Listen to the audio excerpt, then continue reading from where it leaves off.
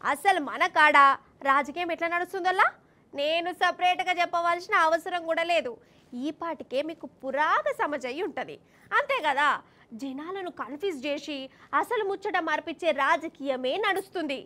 Suppose షేయి పార్టీలు అధికారంలోకి వస్తే ఇది చేస్తాం అది చేస్తాం ఇట్లా చేస్తాం అట్లా చేస్తాం అనే కదా. మరి అధికారంలోకి వచ్చిర్రు, ఏ పాటు చేసిరో మనం కూడా చూస్తూనే ఉన్నాము. మరి ఏమాయి సారు ఇచ్చిన మాటను అడుగుదామనుకునే వరకల్లనే మన రాష్ట్రంలో ఏదో ఒక పంచాయతీ నడుస్తూనే ఉన్నది. జనాలు ఆ పంచాయతీ గురించే మాట్లాడుకునే తట్టు అవుతుంది.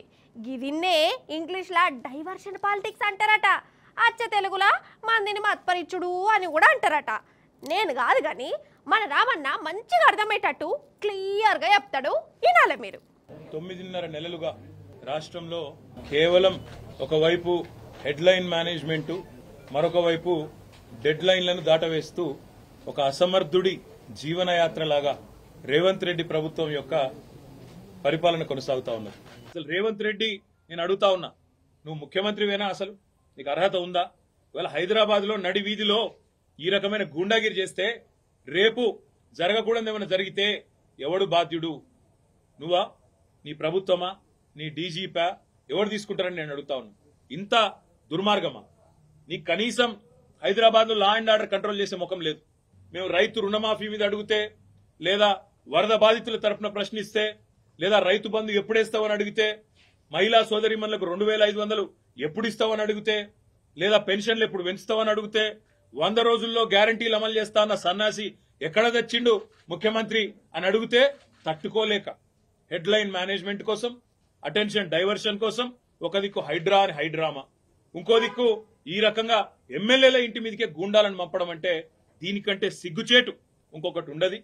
నువ్వెన్ని డైవర్షన్ గేమ్లు ఆడినా, నువ్వెన్ని రకాల హెడ్లైన్ మేనేజ్మెంట్లు చేసినా, నువ్వెన్ని రకాల ప్రయత్నాలు చేసినా నిన్ను మాత్రం బీఆర్ఎస్ పార్టీ వదిలిపెట్టది.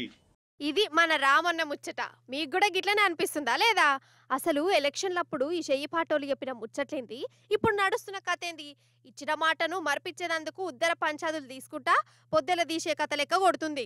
మన రాష్ట్రంలో ఇప్పుడు ప్రతి ఒక్కరికి మెల్లమెల్లగా గిట్లనే అనిపిస్తుంది. మరి కాదోల్లా, ఈ షేయి పార్టీ లీడర్లు కార్యకర్తలు ఎమ్మెల్యే కౌశిక్ రెడ్డి సార్ ఇంటి మీదకు పోయి గాయ చేసిన ముచ్చటే తీసుకోరాదు. ఎమ్మెల్యే ఇంట్లోకి దునికి రాళ్ళేసుడు, ఇంట్లో మీదికి పోడు, గిదేం తరికా? ఓ దిక్కు కౌశిక్ రెడ్డి సార్నేమో పోలీసు వాళ్ళు మెస్సులకుండా బయట కావాలి కాసిరు. ఇక ఇంకో దిక్కు అరకెప్పుడు గాంధీ సార్నేమో కౌశిక్ రెడ్డి సారు ఇంటికి సాగదోలే కథ పెట్టుకున్నారు. మరి కౌశిక్ రెడ్డి సార్ను కదా ఇంట్లోకి వెళ్ళి బయటకు వెళ్లకుండా చేసినట్టు గాంధీ సార్ను కూడా గట్లని చేస్తే అయిపోవు కదా. ఈ లొల్లుండనా అసలు ఇంత పెద్ద కథ నడిచినా?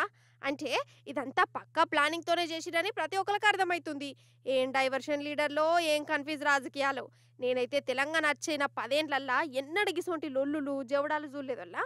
గిట్ల రోడ్ల మీదకి వచ్చుడు, ఎమ్మెల్యేల ఇళ్లకు పోవుడు, రాళ్ళేసుడు, టమాటాలు ఇసిరేసుడు, లీడర్లను బయటకు వెళ్లకుండా చేసుడు, పోలీసుల్నే కార్యకర్తలు దబాయించుడు. అసలు ఇది మన తెలంగాణ కథనే కాదు, మన తెలంగాణలో ఎన్నడూ లేనేలేదు. కానీ ఇసోంటి అన్ని కొత్తగా వస్తున్నాయి. ఇంకా రాను రాని ఇంకెన్ని వింతలు విడ్డూరాలు చిత్ర విచిత్రాలు చూడవలసి వస్తుందో పాటు అని చెప్పుకుంటారు పబ్లిక్.